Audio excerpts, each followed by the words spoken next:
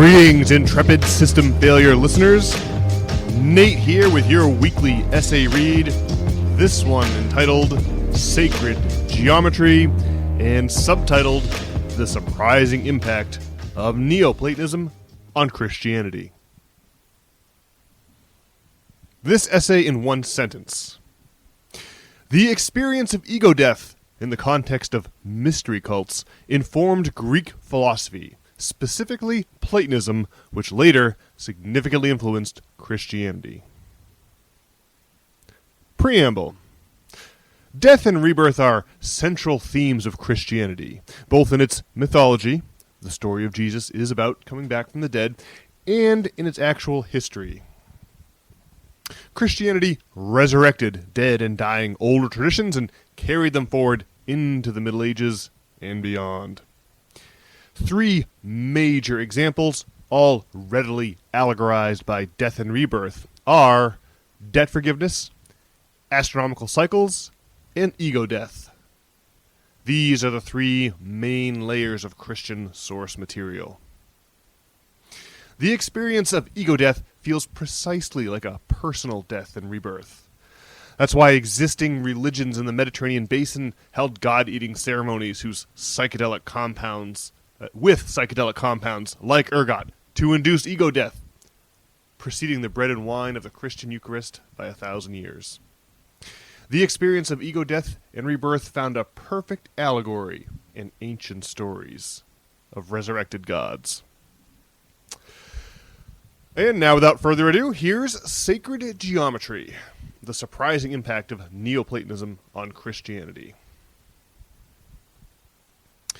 Platonism is the notion that the physical world is merely a projection emanating from a hidden source.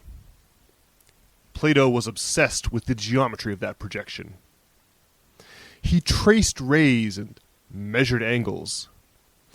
He noticed odd coincidences in the arithmetic of vertices, edges, and faces of specific three-dimensional shapes. Plato believed these shapes afforded him a glimpse at the universe's hidden structure, just as the shape of a sand dune evidences unseen wind patterns swirling above it. That was his conception of sacred geometry. Plato suggested that the observable universe is an illusion by likening it to a shadow puppet show on a cave wall. He invoked dimensionality in his allegory by choosing two-dimensional shadows to illustrate the nature of the illusion. Time. Peter Pan's shadow has a mind of its own, making Pan and his shadow an interesting thought experiment illustrating Plato's dimensionality.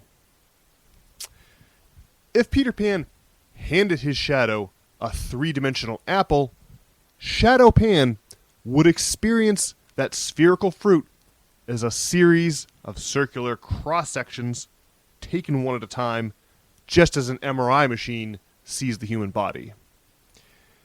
That's because Shadow Pan is two-dimensional. He has height and width, but no depth. Geometry hides all but a thin slice of our 3D world from his narrow 2D view. Because he's dimensionally disadvantaged, Shadow Pan is forced to experience the third dimension in a sequence. Because we experience the fourth dimension, time, in that same way, we can tell we're similarly disadvantaged. Plato concluded that, like it does to Shadow Pan, geometry hides a vast, extra-dimensional reality from our limited view. Ego death. In Timaeus, Plato described time as the, quote, moving picture of eternity. Today, he might have conveyed the same point by noting that the beginning and the end still exist when we are in the middle of a movie. Those parts of the film are hidden from us around the corner of time. Our egos arise from the movie-like sequential way we perceive time. If we could somehow ascend to a vantage point from where we could perceive time all at once, like length or width, rather than sequentially, we'd be simultaneously confronted by childhood and deathbed versions of ourselves and every version in between. Any sense of being an individual couldn't long survive such an encounter. In the centuries before Christianity, mystery schools dominated Greco-Roman culture.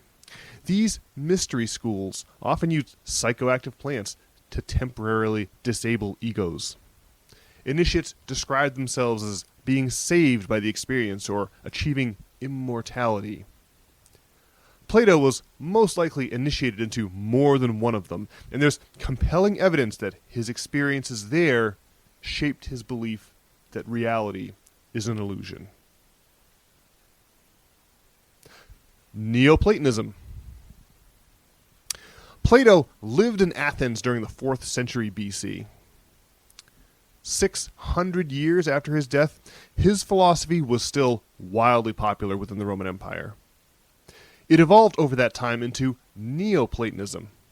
During the 2nd and 3rd centuries AD, the city of Alexandria on the Nile Delta in Egypt became a hotbed for that philosophy. It went on to become a major influence on early Christianity. In Plato's original allegory, the physical world is an illusion analogous to a two-dimensional shadow of a three-dimensional object. This implies a hierarchy. The 2D shadow is a lesser version of the 3D object. The Neoplatonists expanded on Plato's original concept by recognizing the general desirability of moving from lesser to greater. They conceived of a geometric progression from a less desirable, lower plane of existence into a more desirable, higher one. There was much cross-pollination between early Christians and Neoplatonists, and their concept of an ascent to a higher plane influenced the Christian conception of heaven. Christianity. The Neoplatonists conceived of the Trinity as consisting of the One, the Nous, and the Soul. It's very difficult to explain. Greek-speaking Christians found that its cousin, the Christian Trinity, was equally difficult to explain to German-speaking Christians who were not so familiar with Greek philosophy. This debate over the Trinity eventually escalated into the Arian heresy, a major dispute within the early Christian church. The crossover between Christianity and Neoplatonism was so great that Will and Ariel Durant wrote of St. Augustine that he, quote, disliked Greek and never mastered it or learned its literature. But he was so fascinated by Plato that he called him a demigod and did not cease to be a Platonist when he became a Christian, unquote. Christianity has roots in Greek philosophy and mystery schools, which defined pre-Christian religious landscape of the Mediterranean. However, because the Christian emperors of Rome destroyed as much pre-Christian literature as they could, these roots lay buried for centuries. The once persecuted Christian faith transformed into the oppressor when it became the state religion of the dying Roman Empire. In the 5th century AD, Christian mobs attacked and killed the Neoplatonist philosopher Hypatia in the streets of Alexandria. The great library there was razed, and the works of Plato were lost to Christendom for 1,000 years. The Christian story of redemption also has roots in the Hebrew tradition, with its debt forgiveness, and in the astronomy-based cults of Egypt and Babylon. Christianity is a multi-layered vessel, and in addition to these, it carried forward the tattered remains of Greek philosophy into the Middle Ages. Alrighty, folks, well, that's it for this week's audio essay. If you enjoyed that and would like to read more essays like it, or you would like to enter your email to receive next week's essay, which will explore the impact of class strife on late Roman religious belief, well, you can subscribe at systemfailure.org, so that way you'll not have to worry about missing an essay. Additionally, if you want to get in contact with either Brian or me, you can accomplish that over at systemfailure.org. And with that, folks, Brian and I will be back on Monday with your regularly scheduled System Failure show. I will talk to you all then. Have a great week.